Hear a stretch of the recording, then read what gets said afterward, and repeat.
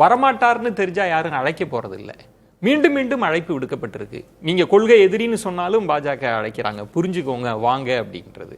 இன்னொரு புறம் என்ன சொல்றாங்கன்னா, விஜயுமே பாஜக கிட்ட சைலண்டா தான் இருக்காருன்னா கடைசி நேரத்தில் அப்படி ஏதாவது அலைன்ஸ் வரதுக்கு வாய்ப்பு? அந்த எதிர்பார்ப்புகள்லாம் இருந்துச்சு. கடைசி நேரத்தில் இபிஎஸ் வந்து விஜயோட கூட்டணி வைப்பதற்கு ஒரு முயற்சி செய்வார் அப்படின்னு.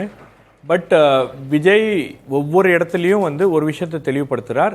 யார் வந்து தாவேகா, அதாவது விஜயை சீஃப் மினிஸ்டர் கேண்டிடேட்டா யார் ஏத்துக்கிறாங்களோ அவங்களோட தான் கூட்டணி அப்படின்றது. இதுல என்ன பிரச்சனைனா, பாஜக 2026 தேர்தலுக்கு முன்பு போட்ட அத்தனை கணக்குகளும் தோல்வி அடைந்து கொண்டே இருக்கிறது. அதுல முன்னேற்றம் இல்லை அப்படின்றது தான் வந்து இதுல இருக்க முக்கியமான விஷயம். நீங்க ஒரு கூட்டணி ஜெல் ஆயிரும், ஒரு வருஷத்துக்கு முன்னாடியே தொண்டர்கள் மத்தியில் ஒரு இணக்கத்தை ஏற்படுத்த வேண்டும், தொண்டர்கள் கிட்ட வந்து ஒரு ஒரு விதமான ஒரு சோர்வு என்பது இருக்கிறது. ரெண்டாவது ஒரு பகைமை அப்படின்றது உருவாயிருச்சு. அதிமுக தலைவர்களை வந்து கொச்சைப்படுத்தி திரு அண்ணாமலை அவர்கள் பேசியதெல்லாம் வந்து பெரிய அளவில் கீழ்மட்டத்தில் வந்து ஒரு அனிமாசிட்டியை கிரியேட் பண்ணிருச்சு. அதெல்லாம் சரி பண்ணணுன்றதுக்காக தான் அந்த முயற்சியை அமித்ஷா அவர்கள் எடுத்தார். ஆனா அதுவும் வந்து எப்படி நடந்துச்சு அப்படின்னு கூட யாருக்கும் தெரியாது. திடீர்னு ஒரு நாள் சென்னைக்கு வந்தாங்க, திடீர்னு ஒரு நாள் கூட்டணி அப்படின்னு அறிவிச்சாங்க. அந்த கூட்டணிக்கு அண்ணாமலை வேண்டுமா அதிமுக வேண்டுமானா அதிமுக வேண்டும், அண்ணாமலையை வந்து பதவியில இருந்து இறக்கிட்டாங்க. அப்ப இதெல்லாம் வந்து ஏதோ ஒரு இடத்துல கொஞ்சம் வந்து ஏடிஎம்கேவை பலப்படுத்தும், என்டிஏவை பலப்படுத்தும் தமிழ்நாட்டில் அப்படின்னு யோசிச்சாங்க. ஆனால் என்டிஏ வந்து ஒரு பலவீனமான ஒரு அமைப்பாக தான் தமிழ்நாட்டில் இருக்கிறது. இப்போ அதை புரிஞ்சுக்கிட்டு தான் வந்து ஓபிஎஸ் என்டிஏ கூட்டணியிலேருந்து வெளியே போறாரு. நீங்க பாருங்க, ஓபிஎஸ்ஏ என்டிஏ கூட்டணியிலேருந்து வெளியே போறாரு, டிடிவி என்டிஏ கூட்டணியிலேருந்து வெளியே போகிறார் அப்படின்னும் போது அவங்களுக்கெல்லாம் வந்து ஏதோ ஒரு பிரச்சனை இங்க இருக்கு, அமித்ஷாவால தீர்க்க முடியாத ஒரு பிரச்சனையாக அது மாறிக்கொண்டு இருக்கிறது அப்படின்றதான் தெரியுது. அமித்ஷா வந்தாலுமே ஒன்றும் செய்ய முடியாது இல்ல, அவர் வரலையே.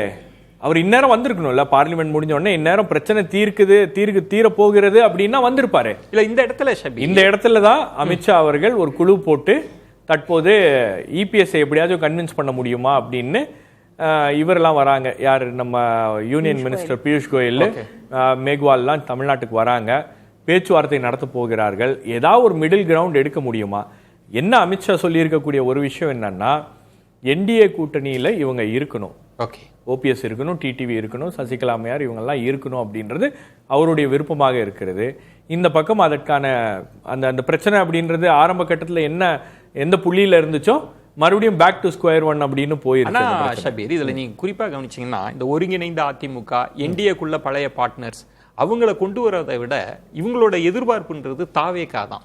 இன்னும் தேமுதிகவோட பேச்சுவார்த்தை நடத்தல, அன்புமணி ராமதாஸ் அவர்களோ அல்லது ராமதாஸ் அவர்களோடலாம் பேச்சுவார்த்தை இல்லை, இவராக தான் மீண்டும் மீண்டும் அழைச்சிக்கிட்டே இருக்கிறாங்க. ஒருவேளை அவரு சைலண்டா இருக்கிறார்ல சில விஷயங்கள்ல, அதனால அவங்க வந்துருவாருன்னு கணக்கு போடுறாங்களா பாஜக? இல்ல, உங்களுக்கு பிஜேபி வந்து அந்த ஒரு ஹோப்பை கொடுத்துட்டே இருக்காங்க. ஏன்னா எந்த இடத்துலயும் வந்து தொண்டர்களும் கட்சியினரும் வந்து சோர்வடைந்து விடக்கூடாது. நாம ஏதோ ஒரு ஒர்க் இன் ப்ராக்ரஸ் நடந்துட்டு இருக்கு, தாவேகா நம்ம பக்கம் வந்துரும். இபிஎஸ் பண்ண மிகப்பெரிய தவறே அதுதான். பிரச்சாரத்துக்கு போய் கூட கிட்டத்தட்ட அவர் எத்தனை தொகுதிகள், ஒரு 180 தொகுதிகளுக்கு அவர் வந்து பிரச்சாரத்துக்கு போயிட்டாரு. ஆமா, பிரச்சாரத்துக்கு போனதுக்கு பிறகு கூட உங்களுக்கு அதிமுகவுக்கு பெரிய டேக் ஆஃப் இருக்கா அப்படின்னு பாத்தீங்கன்னா ஒண்ணுமே இல்லையே.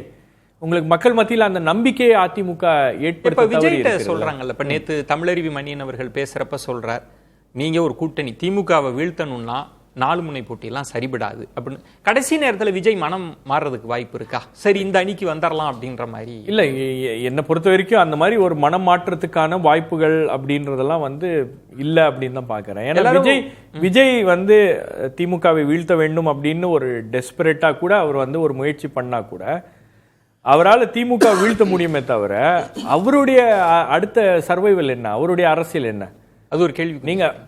நீங்க எடுத்த உடனே கொள்கை எதிரியோடையும் அதே மாதிரி அதிமுகவோடையும் நீங்க கூட்டணிக்கு போயிட்டீங்கன்னா அவங்கள தான் நீங்க பலப்படுத்துறீங்களே தவிர இவங்க ராஜாஜி அண்ணாவெல்லாம் உதாரணம் காட்டி அரசியல்ல சந்தர்ப்பவாத கூட்டணி எல்லாம் ரொம்ப இயல்பானது, நீங்க ஒரு எதிரியை பிக்ஸ் பண்ணுங்கன்னா இப்ப நிறைய அறிவுரைகள் கொடுக்க ஆரம்பிச்சு. அதெல்லாம் அந்த அறிவுரைகள், அதுக்கப்புறம் வந்து விஜய் வந்து தேர்தலில் போட்டியிடாமல் மற்றவர்களை வந்து துணை முதலமைச்சர் ஆக்குறது, இந்த மாதிரியான பெர்மிட்டேஷன் காம்பினேஷன் இது எல்லாமே கொடுக்குறாங்க. ஆனா விஜயுடைய பிளான் என்ன அப்படின்னா ஏடிஎம்கே உடைய பொசிஷனை எடுக்கிறது. எந்தெந்த இடத்துல எல்லாம் ஏடிஎம்கே பலவீனமாகிறதோ அந்த இடத்தை பிடிப்பதற்கான வேலைகள். அப்படி இன்சிடென்ட்டுக்கு பிறகு சிபிஐ எல்லாம் போன பிறகு அமித்ஷா வசம் வந்துட்டாரு விஜய், அந்த கண்ட்ரோல்ல வந்துட்டாங்க, அமித்ஷா வந்து கட்டாயம் கொண்டு வந்துருவாங்கன்னா ஒரு பேச்சு இருந்ததுல. இப்ப நீங்க எல்லாமே பல விவாதங்கள்ல அதெல்லாம் இருக்காதுன்றீங்களா? அப்படிலாம் பிஜேபி யோசிக்க மாட்டாங்க? நீங்க அப்படி பிஜேபி பண்ணா கூட அது விஜய்க்கு தான் வந்து பாசிட்டிவா போகுமே தவிர பிஜேபிக்கு இன்னும் அது வந்து ஒரு நெருக்கடியை உண்டாக்கும். பிஜேபி தொடர்ந்து செய்கின்ற தவறு தமிழ்நாட்டில் எல்லாத்தையும் வந்து அவங்க ரிவர்ஸ் பண்ணிட்டே இருக்காங்க. பிஜேபியோட பிரச்சனையே அதுதான். நீங்க வந்து ஏடிஎம்கே பின்னாடி போய் இடி, இன்கம் டாக்ஸ் இவங்கெல்லாம் வந்ததுக்கு அப்புறம் ஒட்டுமொத்தமாக பிஜேபிக்கு எதிரான ஒரு மனநிலை தான் மாறிச்சு. நீங்க ஏடிஎம்கேவை இந்த ஏஜென்சிஸை வச்சுலாம் நம்ம கண்ட்ரோல் பண்ணிடலாம் அப்படின்னு நினைக்கும் போது தான் 2019 முழுக்க முழுக்க பிஜேபிக்கு எதிரான ஒரு மனநிலை மாறினதுக்கு இதெல்லாம் மிக முக்கியமான. உங்கள் பாயிண்ட் ஆஃப் வியூல விஜய் தனியா தான் போறாரு அப்படின்றது தான் இது வரைக்கும் நான் பாக்குறது. ஏன்னா வேற எந்த இடத்துலயும் உங்களுக்கு வந்து விஜய் போய் அதிமுகவை வலுப்படுத்துவதோ பிஜேபியை வலுப்படுத்துவதோ அவருக்கு என்ன அதுல அவருக்கு என்ன பாலிடிக்ஸ் இருக்கு அப்படின்னு. இன்னொரு விஷயம், இன்ஃபேக்ட் அவர் வந்து எப்படி இபிஎஸ் வந்து கொங்கு மண்டலத்துல பலவீனப்படுத்தலாம், அதிமுகவை பலவீனப்படுத்தலாம் அப்படின்ற ஒரு யோசனைகளும் வந்து தாவேகாவுக்குள்ள நடந்து கொண்டே இருக்கிறது.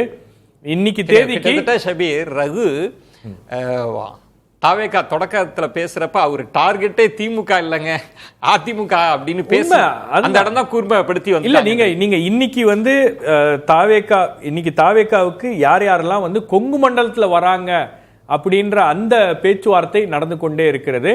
கேசி பழனிசாமி உட்பட ரீச் அவுட் பண்ணியிருக்காங்க, செங்கோட்டையன் அவர்கள் பேசி இருக்கிறார்.